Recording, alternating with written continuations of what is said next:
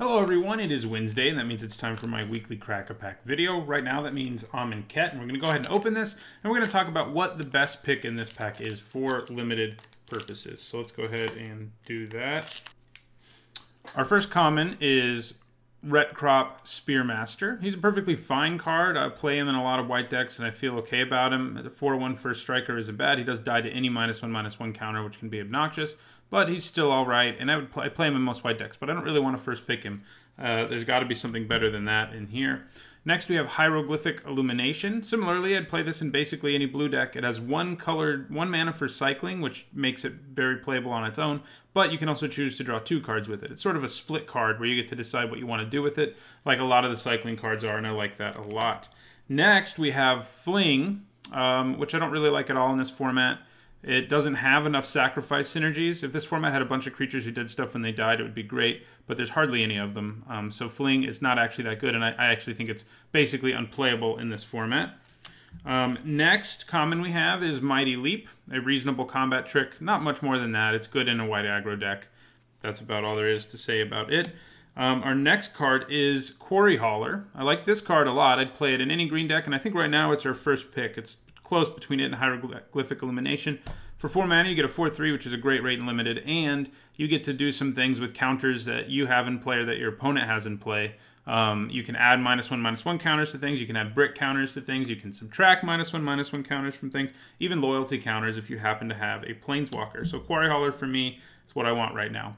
Next, we have Scarab Feast. This thing is a good sideboard card. It also has 1 black cycling, so if you're deep into a cycling deck, put it in your deck, especially if you have Drakehaven, basically the big blue rare, then you should feel fine about mainboarding this. If you don't have a big cycling payoff, though, it's not much more than a sideboard card.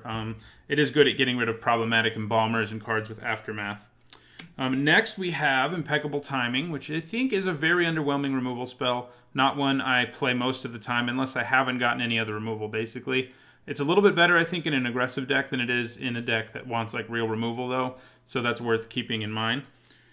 Next common is Luxa River Shrine. I think this is close to unplayable. I can see it being good if you have an incredibly grindy deck and you need to, not only stabilize but get up from 4 or 5 life. But it just costs a total investment of 6 mana to eventually, and you only gain 3 life in that process to get to where it can gain you 2 life a turn, and sometimes you just don't have time for that. Okay, next we have Horror of the Broken Lands. For me, that's the new best card in this pack. It's better than Quarry Hauler.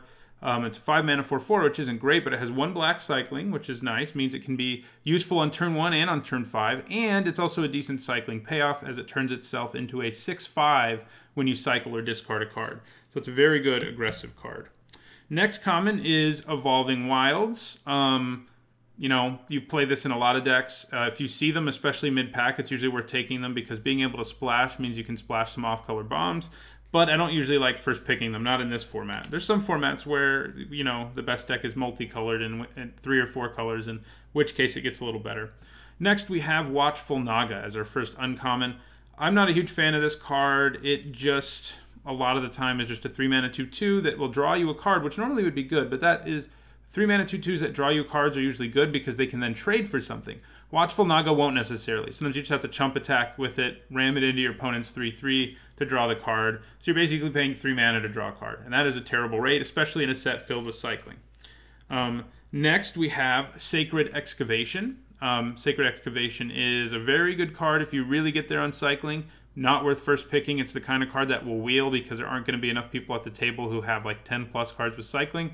So wait for it to wheel. Don't take this thing early. So we're still on Horror of the Broken Lands. Our next uncommon is Watchers of the Dead. It's a 2 mana 2/2 basically. The effect it has isn't that good because your opponent's going to keep the 2 cards in their graveyard that are the most relevant. The one place where it can actually be at its best, I guess, is against blue-red because they have several cards that care about how many instants and sorceries they have in their graveyard, and sure, they'll keep 2 of them, but it'll weaken their Enigma Drakes and stuff like that. And it's a fine main board card too if you need a 2-drop. I'm not saying it's unplayable, just not an exciting card you want to take with your first pick. Okay, and our rare is New Perspectives. 6 mana to draw 3 cards is terrible, but then once you get 7 cards, your cycling is free. This pack is pretty weak, I would say, which is, last week we had a very powerful pack. I think in the end, the 2 best cards easily are Quarry Hauler and Horror of the Broken Lands. So we to remind you of our camel here. But I think I want Horror of the Broken Lands more.